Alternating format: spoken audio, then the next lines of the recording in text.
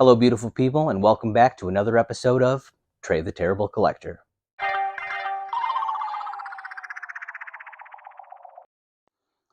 On today's episode, you'll notice that we only have Wolverine in his 3rd edition costume and Forge out here in front of us. And that's because we're unboxing 2 more members from the X-Men team, from the Uncanny X-Men Toybiz Series 2 Toybiz line. And these 2 were originally on a team where they all had the same costume, and I thought it would be really cool to compare everybody together. So today, we are going to be unboxing Remy LeBeau, Gambit. Everyone can relax.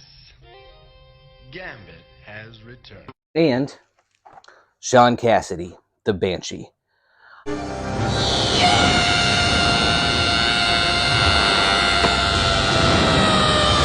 right, I'm going to be straight up with you guys here. These figures, they've got some issues. Currently, Hasbro is doing a retro line where they're doing re-releases of a bunch of these figures, and they're beautiful. They are really cool sculpts and you know, everything you've come to expect from the modern toys. These ones are a little interesting. The first thing that I'm going to notice before we get into any of this is that Gambit's costume isn't identical to the others. In the new retro line, it is, so I thought we'd include him in this anyways. We'll do Gambit first. Up in the top, we've got our mutants, and this will round out the rest of the team. On the back, his action is a kicking action. You're going to push a button on his back, and it should do a cool ninja attack. The artwork is very cool, more reminiscent of the Gambit that we expect. When we get this guy open, we'll look at some of the details and why he's a little bit disappointing on the inside. But let's go ahead and tear into it.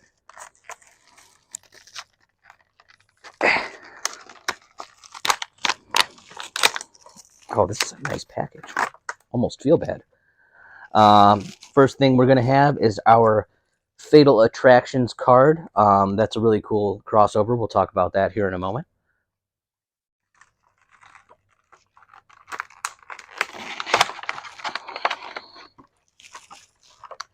It's a beautiful bubble. I think we're going to keep that. Here we have Gambit. So he comes with his trademark staff. And we're going to go ahead and take him out of here. And the first thing that it would be hard not to notice is this jacket. It appears to be made of a deflated Mylar balloon, which is super odd because in this same line, you have a Magneto with a plastic formed cape, which would have been perfect for a character like this. I'm going to go ahead and try to take it off gently. Don't want it to rip, but I do want to talk about the figure that's underneath.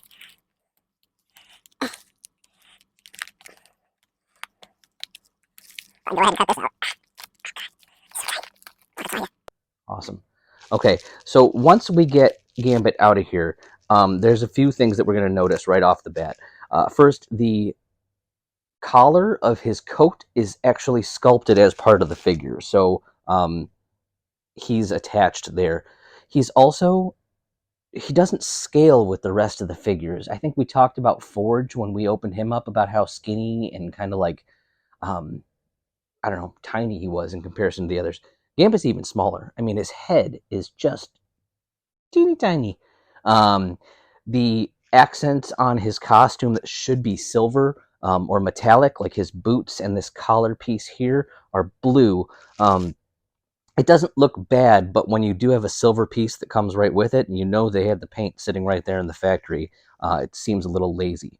Also, if you get in real close, his eyes are black on the outside and white where the pupil should be, which is almost a nice touch. His figure has red pupils, and it would have been cool to see that. Since they already went and changed the eyes, it would have been pretty easy for them to do.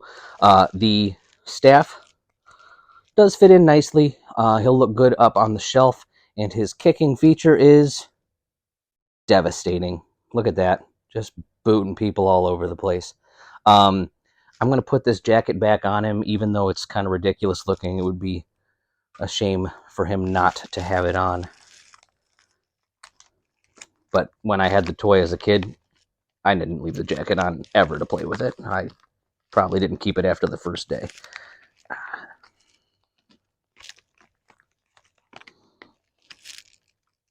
You get the idea.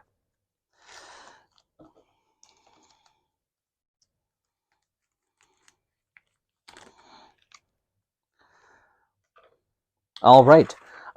So that brings us to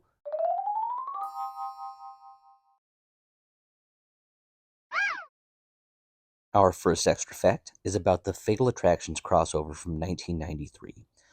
In this event, Magneto had built a satellite that he was using as a haven for the mutants of Earth to escape the hatred of humankind on the ground. Um, Humankind, of course, distrusted him and assumed that it was going to be a military installation. And as hostilities escalated, um, casualties started to mount on both sides. Uh, in this event, Wolverine had the adamantium stripped from his bones. Cable had the robotic side of his body utterly crushed and destroyed. And Professor Xavier resorted to mind wiping Magneto, leaving him a hollow shell of a man, which eventually led to the Onslaught crisis. All right, there you have it. Also, because this card is a 1994 card, that means this was a repack of Gambit, which would explain also why the power card on the back was way up high instead of down on the bottom. However, I will not be finding another Gambit. This will have to do on the shelf. That was the hardest I've ever worked trying to put that jacket back on him, so that's never coming off. We're just going to leave him just like this. Cool. Now that we've got him unboxed, let's get to our next figure. We have Sean Cassidy, the Banshee. Banshee initially was introduced as a villainous figure in a very early X-Men comic. He was being controlled by a villain known as the Ogre, who was in turn working for a group called Factor 3. Banshee came back as an ally and joined the team officially in Giant Size X-Men #1.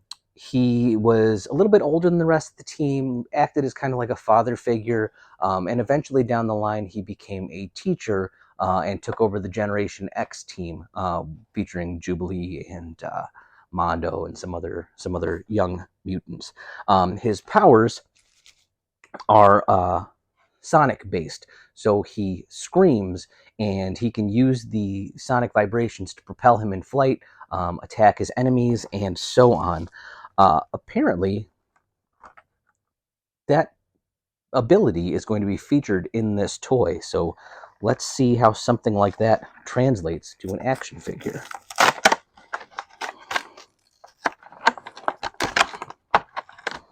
All right.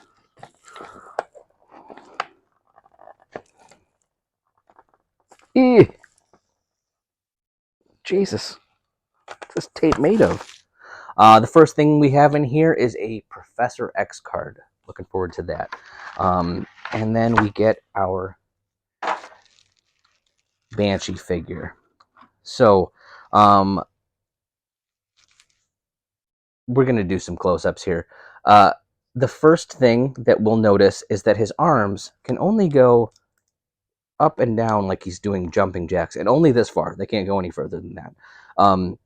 For a toy in this era, you know, you have certain expectations, but considering last week we opened up Sauron and he had wings and full range of motion, probably the best range of motion of any of the figures we'd opened so far, and that this is what this one can do. I mean, he looks pretty cool when he's standing just straight up, but when he's got his wings out, I mean, unless he's flying, he looks a little ridiculous. Also, I think it would have been beneficial to, if this is the pose he's going to be in, make it look like he's flying, perhaps with his palms out, like in the card, or with his mouth open, since his powers are based on him screaming. He does have the exact same uniform as Wolverine 3rd edition over here, except for he's got a little collar to let you know that he's Irish. Ridiculous. He does have the same very provocative underoos that Forge and Wolverine have. he has a little hole in his chest, and I'm actually going to check the card here. Yeah, it wants me to blow into this.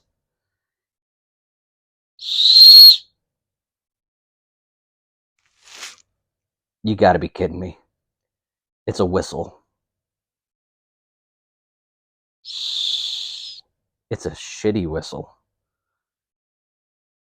All right, well, that's why we opened up two figures today, because both of them are a little underwhelming. He's going to look cool on the shelf next to everybody with all their things all together. But now we have reached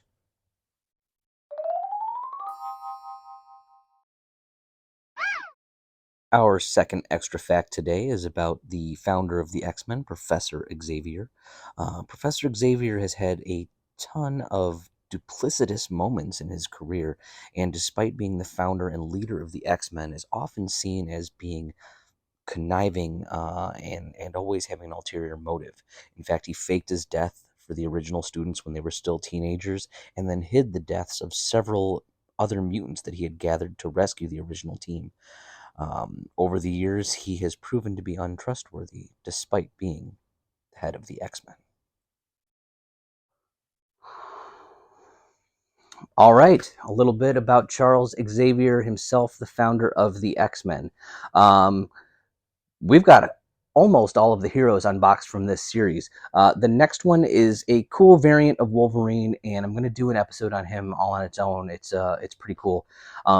Got all these guys out here next to each other, and the Iceman is really, for me, the standout of this series. The accessory that he comes with is super cool. The abilities that he's supposed to have with the color change, and also the ice block that he can actually make, really awesome. The Wolverines are pretty cool. The fact that we have two variations, and one of them looks just like the cartoon series, and one looks just like he did in the comics at this time, is also very cool.